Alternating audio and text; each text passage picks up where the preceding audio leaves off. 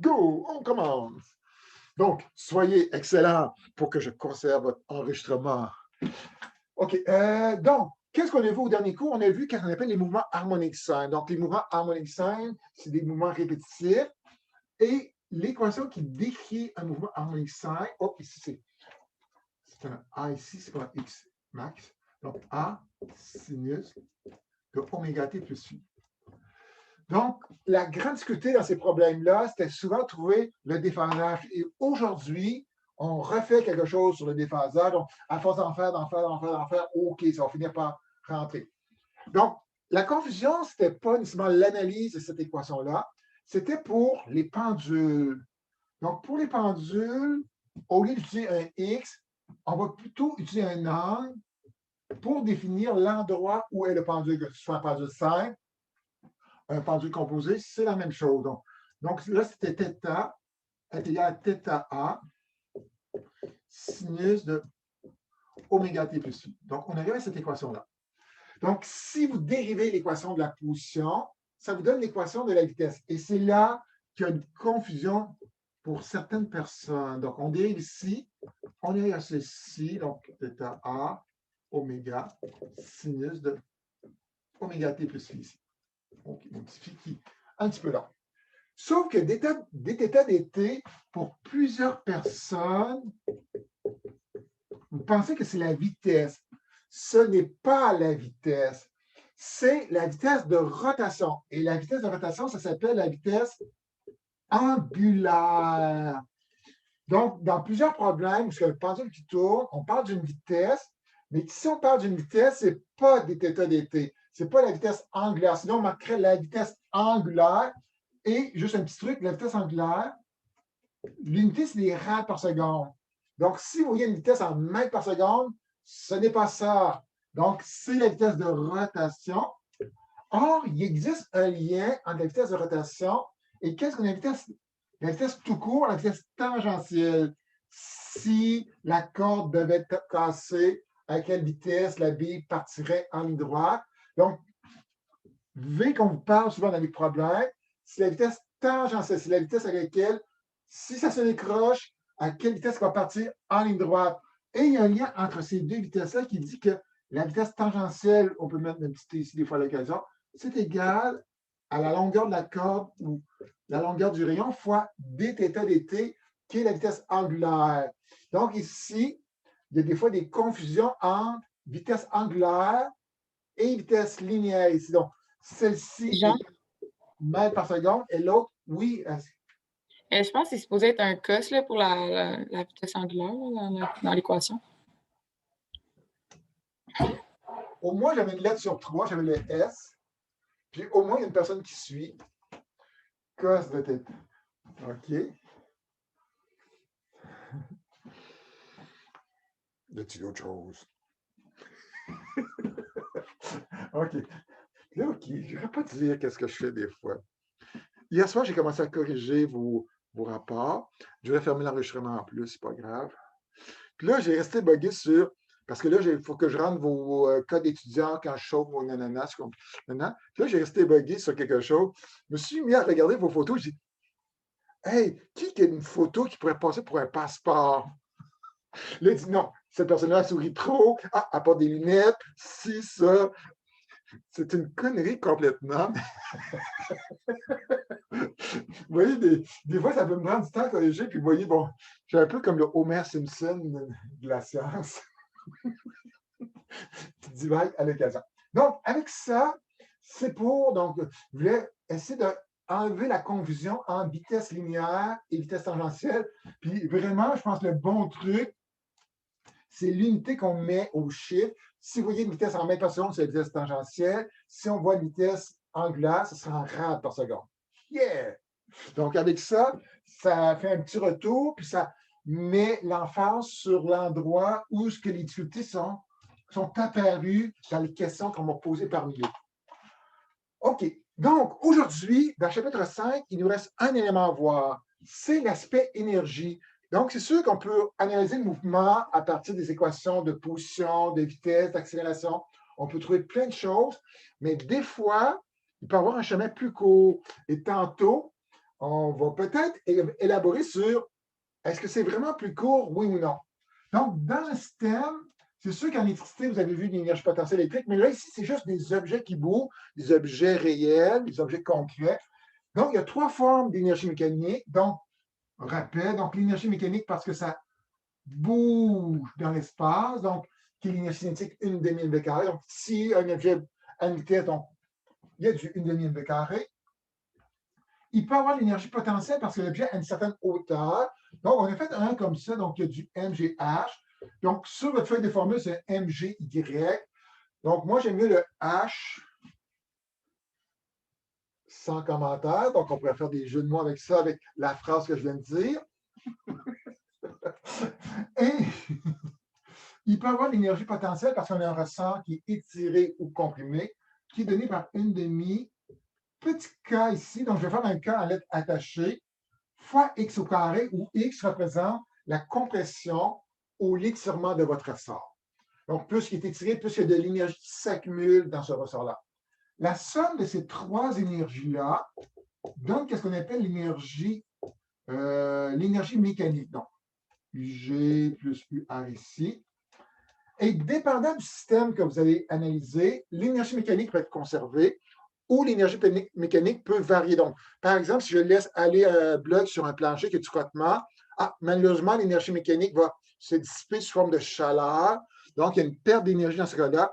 Ou encore, j'ai un bloc, au lieu de le laisser glisser, je me mets à le pousser. Oh, j'ai une intervention qui vient de l'extérieur, qui lui apporte de l'énergie. Là, l'énergie va augmenter. Donc, normalement, on dit que quand un système est isolé, l'énergie qu'il y a au départ devrait être égale à l'énergie finale. Donc, souvent, et là, vous voyez que je viens de dire, bon, énergie de départ est égale à l'énergie finale, mais pour les systèmes harmoniques simples, on peut voir départ fin, mais comme c'est toujours des allers-retours, c'est peut-être mieux de le voir en termes d'une position. Donc, vous allez voir que les problèmes que je vais faire, je vais dire, l'énergie au point A sera égale à l'énergie au point B. Donc, je vais plus pas dire initial final, mais j'ai plus insisté que c'est pour toutes les positions ici, s'il n'y a pas de frottement, s'il n'y a pas de force extérieure, l'énergie conservée est pour tous les points, la quantité d'énergie sera la même. Donc, j'aime mieux cette forme-là, c'est con, que initial final. Ça veut dire la même chose, mais dans les deux cas, je trouve que ça met une petite emphase sur oui, c'est à toutes les positions, on a la même énergie en ce cas-là. Et là, je vais juste sortir des trucs pour des cas d'analyse avec l'énergie. Donc, des fois, on voit une clé qui peut apparaître facilement ou quelque chose qui peut apparaître facilement, dit oui, à cause que j'ai ça, le problème se résout facilement. Donc là, je vais juste regarder avec vous un système qui est assis horizontalement, donc de masse ressort, comme ceci. Donc, j'ai une masse aussi de droite à gauche, comme ceci. Il y aura des points qui sont particuliers, qui, des fois, à partir de ce point-là, on peut trouver tout le reste par la suite. Donc, quand que l'objet arrive au bout ici, là, le ressort est étiré à son maximum. C'est le maximum de l'étirement. Donc, comme je reste toujours au même niveau, je n'ai pas de MGH, mais quand on arrive au bout ici, la vitesse est toujours nulle. Donc, on s'est dit qu'ici, quand je fais la somme des trois formes d'énergie, pour ce point-là, il y aurait seulement de l'énergie de ressort et l'énergie serait donnée par 1/2.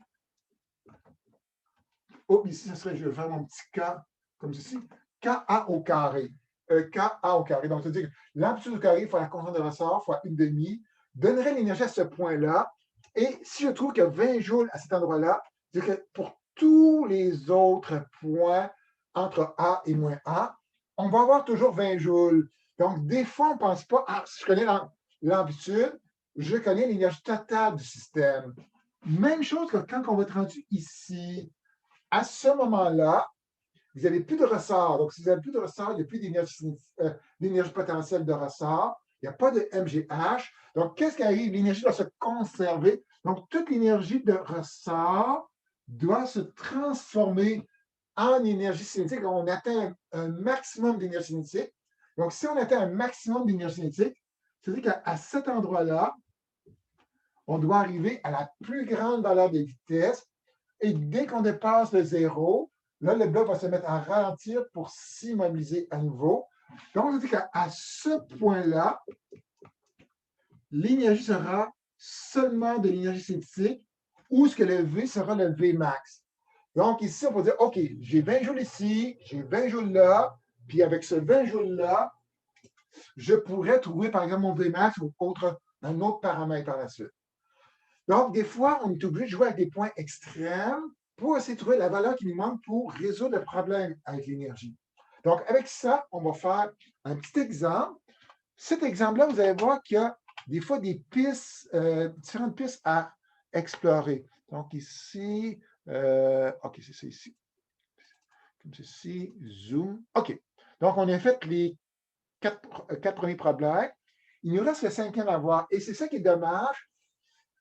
Comme on y va bloc par bloc, là, j'ai présenté telle affaire, telle affaire, telle affaire. Donc, c'est sûr que là, le prof vient de parler d'énergie. Le problème, c'est résoudre avec énergie. Mais à l'examen, c'est peut-être ça qui la difficulté, c'est de repérer est-ce que je dois prendre énergie ou je dois prendre autre chose.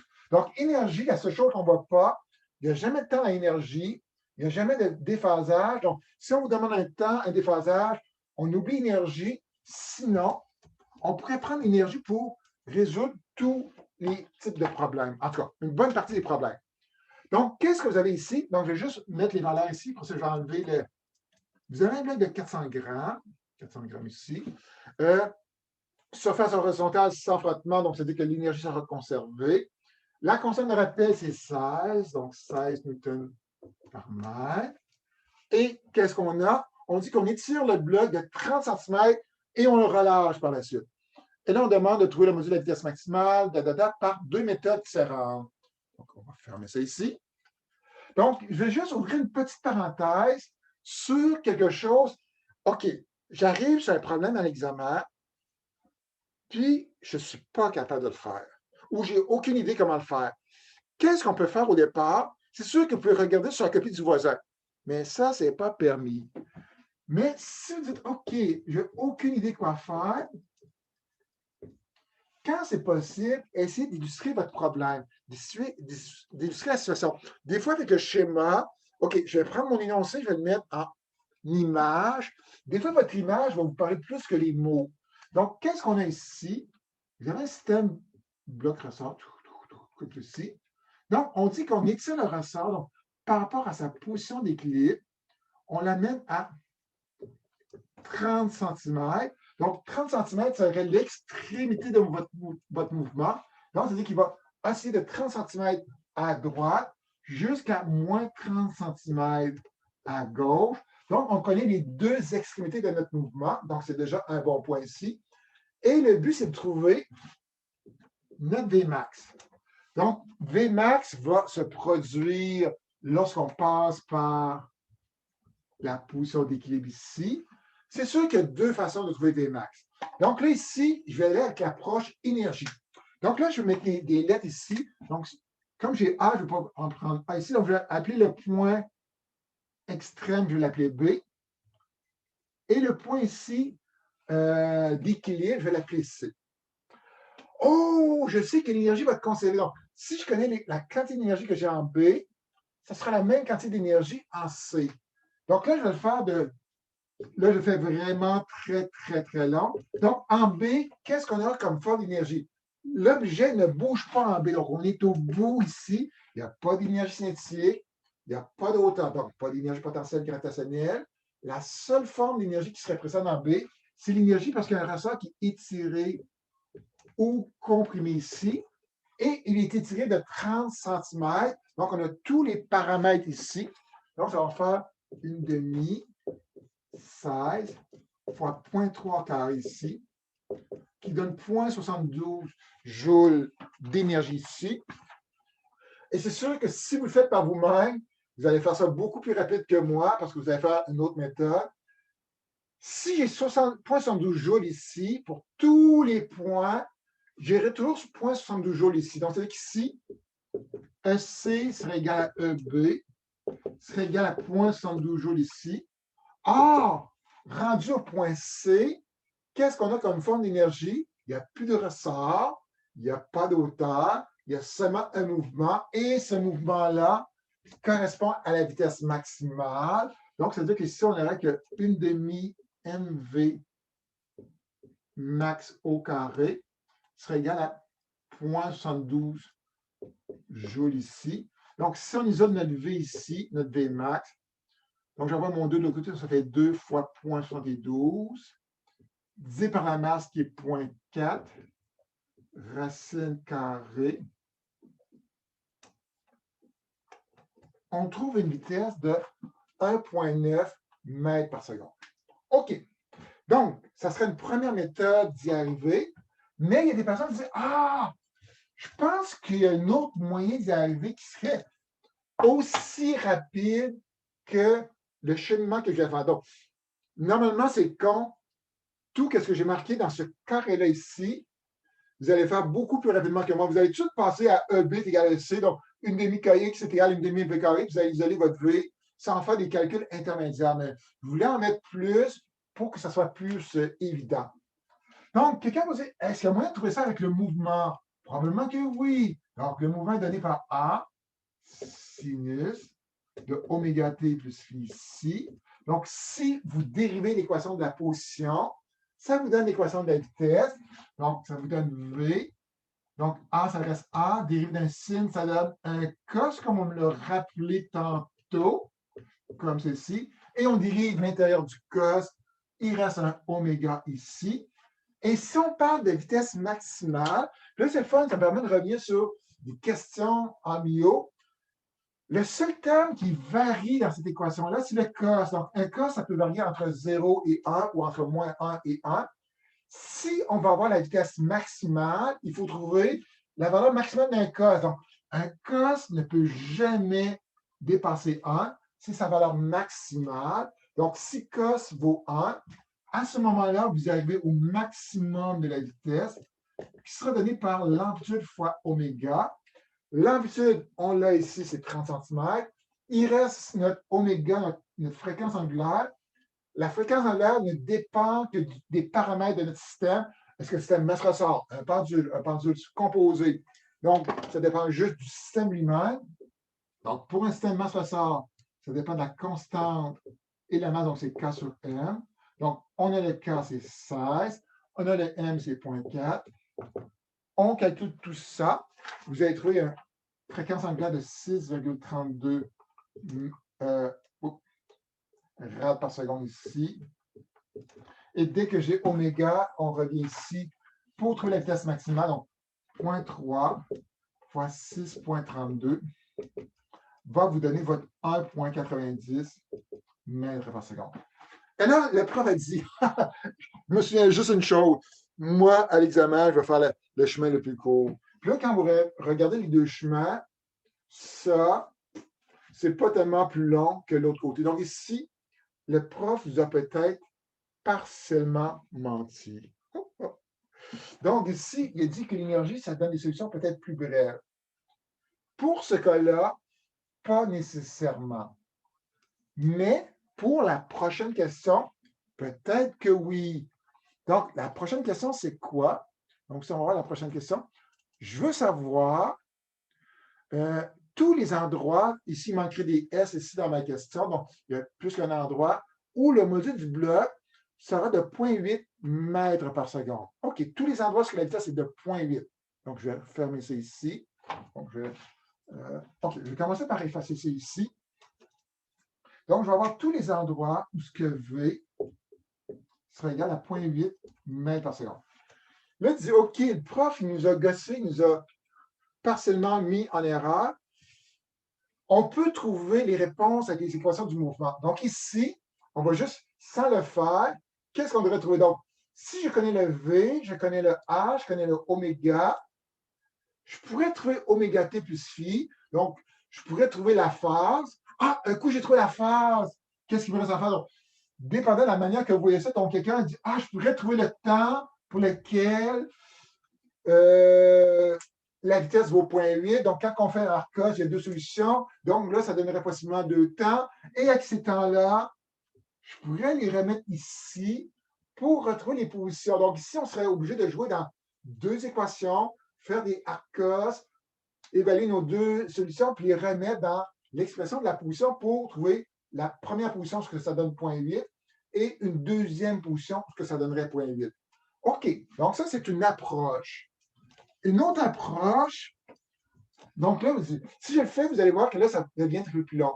Mais avec énergie, ça sera peut-être plus intéressant. Donc, on sait que ici, c'était 0, ici, c'était 1,9 mètres par seconde. Donc, quelque part entre C et B, il existe un point où ce que la vitesse devrait être de 0,8. Donc, ce point-là, je vais l'appeler D. On est dans un système où l'énergie est conservée. Donc, si l'énergie est conservée, l'énergie qui était au point B devrait être égale à l'énergie au point D. Donc, c'est ça le mieux. Parce que là, ici, comme c'est un aller-retour, il n'y a pas vraiment d'initiale et de finale. Donc, en B, c'est la même chose qu'en D. En B, on a trouvé tantôt que c'était 0,72 joules d'énergie. En D, qu'est-ce qu'on aura? Il y a deux formes. Ça bouge. Donc, l'énergie cinétique donc, du 1,5 mv carré. Et le ressort n'est pas encore revenu à sa position naturelle. Donc, c'est encore étiré ici, donc 1,5 kx carré ici.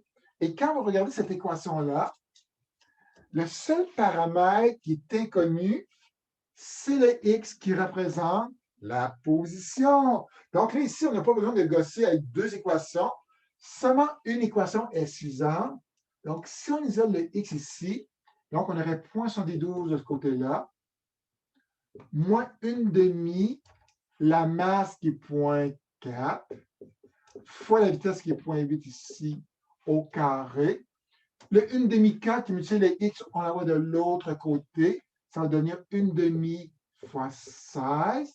Comme le x était au carré, on prend la racine ici. Et là, qu'est-ce qu'on trouve? On trouve la réponse.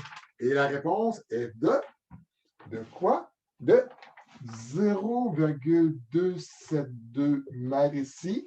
Sauf que quand on fait une racine carrée, il y a toujours, on oublie ça à l'occasion, deux racines possibles. Est-ce que ces deux racines-là ont une signification? Des fois, il y en a un qu'on doit rejeter.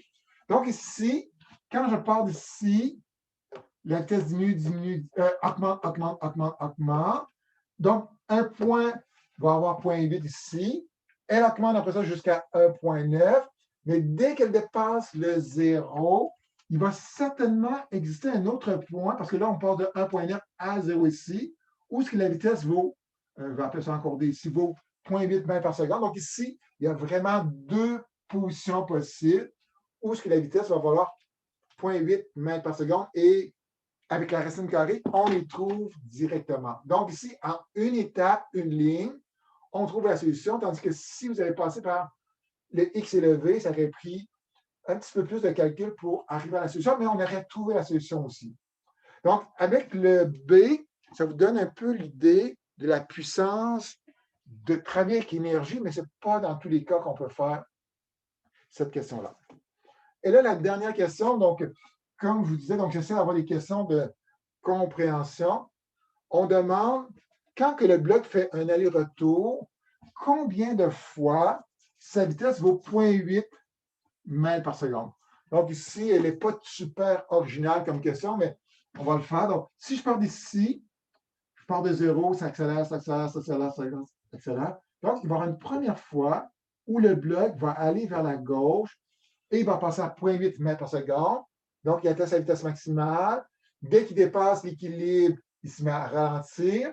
En ralentissant, il va y avoir un certain moment où ça va être 0,8 vers la gauche. Il ralentit, s'immobilise. Comme le ressort est comprimé, il va repousser le bloc pour le ramener vers sa position d'équilibre. Donc, en revenant vers sa position d'équilibre, il va repasser encore une fois à 0,8 mètres par seconde, arrive à son maximum. Dès qu'il dépasse son maximum, il se met à ralentir. Il va y avoir une autre fois qu'il va encore passer à 0,8, mais maintenant vers la droite. Et là, on va être revenu à notre point de départ. Et là, c'est encore le nombre de fois qu'on a passé à 0,8. Donc, 2 fois pour l'aller, 2 fois pour le retour, qui nous donne 4 fois au total. Donc, si j'avais parlé combien de fois qu'on a plus 0,8 ou moins 0,8, là, ça aurait été 2 fois uniquement. Donc, ma question, elle n'est pas super, super élaborée, mais j'en ai, à part ça, j'ai des meilleures questions de compréhension. Donc, OK. Je vais fermer ma boîte. Parce que si vous regardez sur la feuille du module 2, la dernière question, c'était une illumination que j'ai eue, que je n'ai jamais pensé à ça. Puis c'est, en tout cas, on va revenir sur ça plus tard. Donc, ceci terminerait le chapitre 1, donc avec les concepts d'énergie. Donc, ça, on va.